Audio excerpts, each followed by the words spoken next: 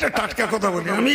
What is fact? আসল fact তো পীর সাহেবরা যদি এখন গিয়ে আপনার হাতে বায়াত গ্রহণ করেও থাকে, তারপরেও আমি কখনো আপনার হাতের বায়াত হতে যাব না। কারণ For the love of Allah, we are responding to disasters wherever they strike. For the love of Allah, we are rebuilding lives. আসসালামু আলাইকুম ওয়া রাহমাতুল্লাহি ওয়া বারাকাতুহু। সুপ্রিয় দর্শক মণ্ডলী, কেমন আছেন সবাই? আশা করছি আলহামদুলিল্লাহ, আল্লাহ পাকের অশেষ রহমতে আপনারা অনেক ভালো আছেন। আমি আলহামদুলিল্লাহ, আল্লাহ পাকের অশেষ রহমত এবং আপনাদের একান্ত দোয়ায় খুবই ভালো আছি। সো বন্ধুরা, আপনারা দেখছেন আপনাদের প্রিয় চ্যানেল ইসলামিক স্পিকার্স। তো আজকে যে বিষয়টাকে নিয়ে আলোচনা করব সেটা হলো, বিগত বেশ কয়েকদিন পূর্বে আমি দুটো ভিডিও আপলোড করেছিলাম। সেটা হচ্ছে, কোন একজন মানুষের দলবলেরা তাকে জোরপূর্বক পীর সাহেব বলে সাব্যস্ত করতে চাইছে। আমি কখনো চাইনি যে কেউ আমার নাম পীর বলুক, আল্লামা বলুক, আমিরুস শরিয়াত বলুক। একটা সময়ে দেখেছি মরহুম পীর আবু ইব্রাহিম সিদ্দিকী রাহিমাহুল্লাহ হুজুর বলেছেন, আবার দুম করে মাতিন সাহেব এক কথা তুললেন, আবার সম্প্রতিকালে আর একজন হুজুর ওই রকম বলছেন। আজকে ওই ছেলেটি আমার উপস্থিতিতে বলল, যেখানে আমি উপস্থিত নেই সেখানেও বলছে। বুঝলেন তো জোর করে কেন বললাম? তার কারণ হচ্ছে ওনার ইচ্ছা নেই, তারপরেও জোরপূর্বক ওনাকে পীর সাহেব বলে আখ্যায়িত করা হচ্ছে।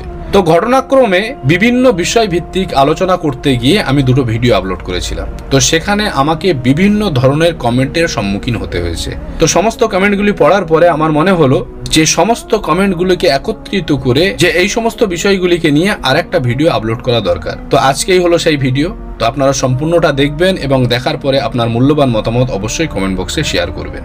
সো বন্ধুরা, সমাজের বুকে মানুষের সাথে প্রবলেম দুই ধরনের। এক ধরনের দুনিয়াবি ক্ষেত্রে কোনো কারণবশত কেউ কারোর সম্পর্কে ছোট বড় কথাবার্তা বলেছে, সেই নিয়ে একটা বিষয় রয়েছে যে তুই আমার বাপকে কেন গালি দিলি, তার জন্য তোর সঙ্গে মেশা যাবে না, তোর সঙ্গে ওঠা বসা যাবে না, তোর সঙ্গে খাওয়া দাওয়া যাবে না, তোর সঙ্গে লেনদেন আদান প্রদান সমস্ত কিছু বন্ধ। এরকম হয় সমাজের মধ্যে।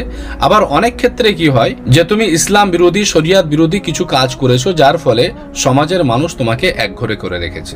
যেমন ভাবে আপনারা দেখে থাকবেন, বিভিন্ন মহল্লাতে কোনো মানুষ যখন কোনো একটা অবৈধ কাজ করে, শরিয়াত বিরোধী কাজ করে, তখন সমাজের মানুষ তাকে একঘরে করে রেখে দেয়। সে যত বড় আলেম আনুক, যত বড়ই পীর সাহেব আনুক, পীরজাদা আনুক না কেন, তার বাড়িতে যদি কোনো মিলাদ মাহফিল হয়, কোনো অনুষ্ঠান হয়, ইমাম সাহেব পর্যন্ত সেখানে যেতে দেওয়া হয় না। তার একটাই কারণ, শরিয়াতের উসুলের কিছু ফতোয়া রয়েছে, সেই ফতোয়ার বিরুদ্ধে সেই সমস্ত মানুষরা কাজকর্ম করেছে। এখন বিষয় হলো, নিমাই কোম্পানিদের সঙ্গে আমাদের আসল প্রবলেমটা কোথায়? অনেকেই বলছেন যে তানারাও দাদা হুজুর করছেন, তানারাও গোল টুপি মাথায় দিচ্ছেন, গোল জুব্বা গায়ে দিচ্ছেন, মাথায় পাগড়ি বাঁধছেন, গলায় হাজিরুমাল ঝুলছে, চোখে হয়তো আমার থেকেও দামি চশমা তারা ব্যবহার করছে, তারাও দাদা হুজুর করছেন, তানারাও ওসিয়াতনামা করছেন, সমস্ত কিছু ঠিকঠাক রয়েছে। তারপরেও তানার সঙ্গে এত সমস্যা কোথায়? দাদা হুজুর পীর কেবলা শিক্ষার পক্ষে ছিলেন, তানারাও শিক্ষার পক্ষে রয়েছেন। দাদা হুজুর পীর কেবলা শিক্ষা প্রতিষ্ঠান তৈরি করেছেন, 5 হুজুর পীর কেবলা শিক্ষা প্রতিষ্ঠান করেছেন, তানারাও শিক্ষা প্রতিষ্ঠান করছেন এবং আলেম তৈরি করছেন। তারপরেও এত সমস্যা কেন? What is fact? আসল ফ্যাক্টটা কোথায়? That is fact. আমি আপনাদেরকে একটা ফ্যাক্টের কথা বলছি, সেটা হলো, শুরুতেই বলেছে কিছু রয়েছে সমাজ ভিত্তিক কোনো মানুষ যদি কারোর বাপকে গালি দেয়, কারোর সঙ্গে ঝগড়া ঝামেলা হয়, জমি জায়গা নিয়ে সমস্যা হয়, তাহলে তার সঙ্গে কথাবার্তা বন্ধ, তার মুখ দেখা দেখি বন্ধ, এরকম হয়ে থাকে সমাজের মধ্যে। কিন্তু শরিয়াতের উসুলের যে সমস্ত খেলাফি কাজ রয়েছে, সেই সমস্ত খেলাফি কাজ যদি কেউ করে থাকে, তাহলে আমরা তাদেরকে সমাজ থেকে বার করে দিই। তাহলে চাঁদা কোম্পানি এখানে সামাজিক কোনো সমস্যা করলো নাকি শরিয়াতের উসুলের কোনো সমস্যা করলো? দেখুন, প্রথমত আপনারা সকলেই জানেন, ওনারা হুজুর কেবলাদের বিভিন্ন ধরনের ছোট বড় করে গালাগালি, বিভিন্ন ধরনের ফতোয়া ফারায়েজ থেকে শুরু করে নিয়ে অনেক রকম ভাবে ছোট বড় করেছেন। তো সেই সমস্ত বিষয়গুলোকে আজকে সাইডে রেখে দিয়ে আজকে শুধুমাত্র বলবো, ওনারা শরিয়াতের উসুলের খেলাফি কিছু কাজ করছেন। কোন কাজগুলি করছেন সেটা ওনাদের মুখ থেকে একটু শুনে নেওয়া যাক। ইসলামের বিধান হলো সাউতুল আওরাতি আওরাতুন, নারীর কণ্ঠটাও পর্দা করা দরকার। মেয়েদের কণ্ঠের আওয়াজ কানে শুনলে কানের গোনা না, কানের গোনা কোন ধরনের গোনা? জেনার গোনা। তো বিষয়টা হলো, এনাদের জবান থেকে আপনারা শুনলেন যে একজন মহিলার মুখের জবানের যে ভয়েস, যে কণ্ঠ, এই কণ্ঠের আওয়াজ পর্যন্ত পর্দা, আর পর্দা করা ফরজ, আল্লাহ পাকের হুকুম। আর এই ফরজ আইন যদি কেউ ভঙ্গ করে ইচ্ছাকৃত, তাহলে নিঃসন্দেহে সে কাবিরা গুনাহ করলো। আলহামদুলিল্লাহি রাব্বিল আলামিন ওয়াল আকিবাতু লিল মুত্তাকিন ওয়াসসালামু আলা সাইয়্যিদিল আমবিয়াই ওয়াল মুরসালিন। অথচ ইসলামের বিধান হলো সাউতুল আওরাতি আওরাতুন, নারীর কণ্ঠটাও পর্দা করা দরকার। এবার আমার বিষয়টা হচ্ছে এই জায়গাটায় যে মহিলাদের কণ্ঠের আওয়াজটাও যদি পর্দা হয়, তাহলে কোন রাইট নিয়ে আপনি নবিয়ানা মেম্বারে বসিয়ে মহিলাদেরকে দিয়ে হাদিস শরীফের ইবারত পড়ান? মহিলাদের কণ্ঠের আওয়াজ যদি এতই পর্দা হবে, তাহলে আপনার আগমনে তালা আল বাদরু আলাইনা পড়েছে সেটা আলাদা জায়গায়, আপনি সেটাকে মেকআপ দেওয়ার জন্য বিভিন্ন ধরনের বক্তব্য করেছেন। তো মেকআপ দেওয়ার জন্য কোন ধরনের বক্তব্য করেছেন সেই ভিডিও যদি আপনারা দেখতে চান অবশ্যই কমেন্ট করে জানাবেন, সেই ধরনের ভিডিও একটা অবশ্যই আপলোড করবো ইনশাল্লাহ। কিন্তু মূল ফ্যাক্ট যেটা, সেটা হচ্ছে আপনার কাছে যদি মহিলাদের কণ্ঠের আওয়াজটাও পর্দা হবে, তাহলে মহিলাদের কণ্ঠের এই সমস্ত উঁচু আওয়াজের এই তেলাওয়াত শুনতে শুনতে আপনি ফুলের তোড়া নিয়ে কিভাবে স্টেজের দিকে গেলেন?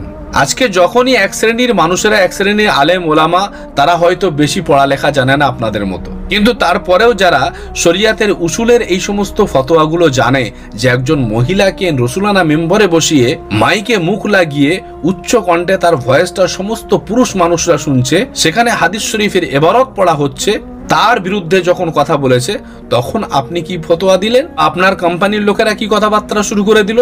তারা বলতে থাকলো যে এই সমস্ত আলেম ওলামারা নারী শিক্ষার বিরোধী। আরে ভাই, আমরা নারী শিক্ষার বিরোধী নয়। নারী শিক্ষার বিরোধী যদি আমরা হতাম, তাহলে রানী বিলকিসকে আল্লাহ ওয়ালা বলে মেনে নিতাম না।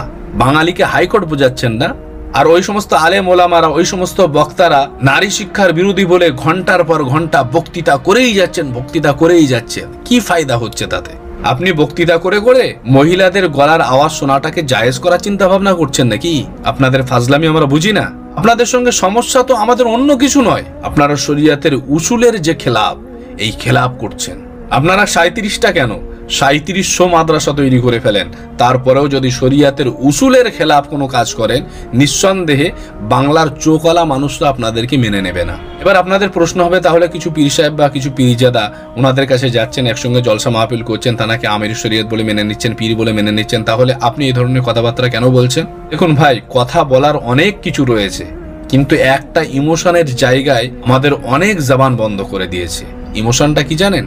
আওলাদে মুজাদ্দেদুজ জামান। যদি আওলাদে মুজাদ্দেদুজ জামানের এই স্টাম্পটা না থাকতো, তাহলে যে বা যারা পীর বা আমিরুস শরিয়াত বলে দাবি করছেন, তাদের যোগ্য জবাব অবশ্যই বাংলার মানুষ দিত। তবে শেষ কথা আমি একটা কথা বলে যাই, ফুরফুরা দরবার শরীফের সমস্ত পীর সাহেবরা যদি এখন গিয়ে আপনার হাতে বায়াত গ্রহণ করেও থাকে, তারপরেও আমি কখনো আপনার হাতের বায়াত হতে যাব না, কারণ আপনি শরিয়াতের উসুলের খেলাফ কাজ করে চলেছেন। এবার যদি বলেন যে তাহলে তওবা করে নিলে কি হবে?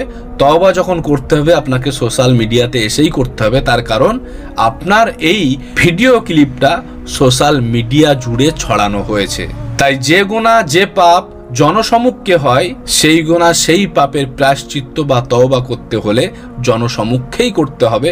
এটাই ফতোয়া। যারা বড় বড় লেকচার দিচ্ছে যে এটা জায়েজ না, ওটা হারাম না, এটা জায়েজ, আমি ওপেন চ্যালেঞ্জ করছি, আমার সামনে কোনো মোল্লা বসলে বসুক, আমি তানাদের কাছে জানতে চাইছি যে ইনার তওবাটা কিভাবে হবে, সেটা একটু দয়া করে জানাবেন। সো বন্ধুরা, আজকের ভিডিওটা এই পর্যন্ত। দেখা হচ্ছে আগামী ভিডিওতে। সকলে সুস্থ থাকবেন, ভালো থাকবেন। আসসালামু আলাইকুম রহমতুল্লাহ।